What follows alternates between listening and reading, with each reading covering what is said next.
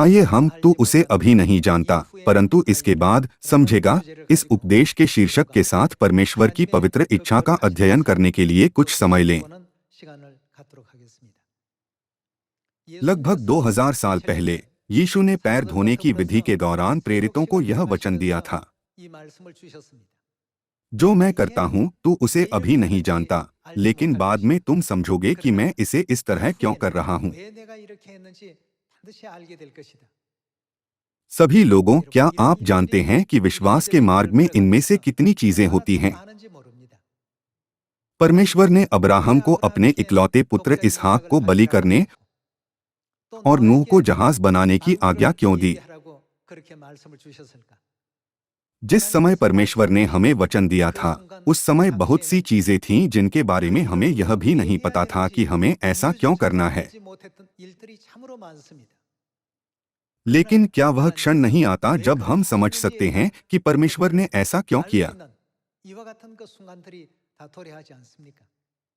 इस युग में जब परमेश्वर ने कहा ये काम करो लेकिन उन कामों को मत करो, तो हम परमेश्वर की इच्छा को नहीं जानते और सोचते हैं मैं यह करना चाहता हूँ, लेकिन परमेश्वर मुझे ऐसा न करने के लिए क्यों कहते हैं, या मैं वह नहीं करना चाहता लेकिन परमेश्वर मुझसे ऐसा करने के लिए क्यों कहते हैं।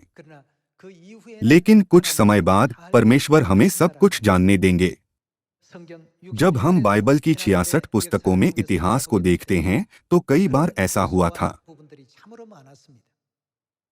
जब परमेश्वर ने इस्राएलियों को यरीहो नगर के चारों ओर 7 बार घूमने के लिए कहा तो उन्होंने सोचा क्या हम बस चलते हुए इसे जीत सकते हैं। लेकिन उसके बाद क्या हुआ?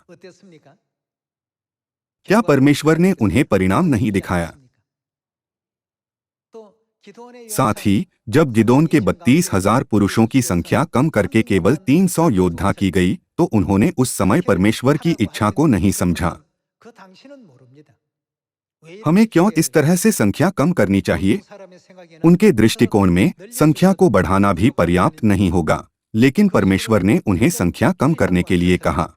उस समय उन्हें इसका कारण नहीं पता था। लेकिन उसके बाद परमेश्वर ने इस्राएली सेना का नेतृत्व किया जो एक बड़ी जीत हासिल करने के लिए एक छोटी संख्या थी।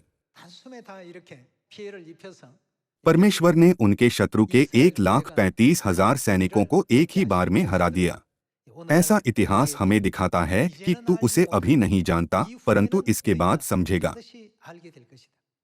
जैसे जैसे हम विश्वास के मार्ग पर चलते हैं, प्रत्येक प्रक्रिया के दौरान हमें बाधाओं, पीड़ाओं और कई अन्य चीजों का सामना करना पड़ सकता है जिनसे हम बचना चाहते हैं। हालांकि इन चीजों को टालने से यह हल नहीं हो सकती है। यह एक प्रक्रिया है जिससे हमें गुजरना चाहिए। हमें हमेशा यह ध्यान में रखना चाहिए कि जब परमेश्वर हमें ऐसी चीजें देते हैं तो अंत में हमें आशीष देने की परमेश्वर की इच्छा उनमें निहित होती है।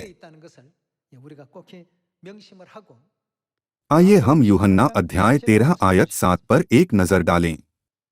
अध्याय 13 आयत 7 में कहा गया है, यीशु ने उसको उत्तर दिया, जो मैं करता हूँ तू उसे अभी नहीं जानता परंतु इसके बाद समझेगा। यहाँ यीशु पैर धोने की विधि के दौरान पतरस के पैर धोने की कोशिश कर रहे थे।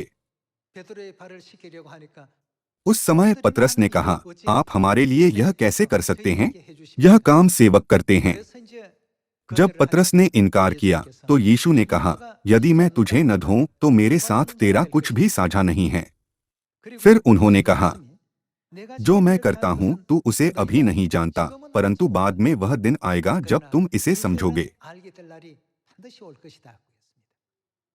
इस युग में हम स्वर्गीय पिता और स्वर्गीय माता से विभिन्न प्रकार के मार्गदर्शन प्राप्त करते हैं। जब आप उनका मार्गदर्शन प्राप्त करते हैं तो आप अक्सर सोच सकते हैं, मुझे लगता है कि यह तरीका बेहतर होगा।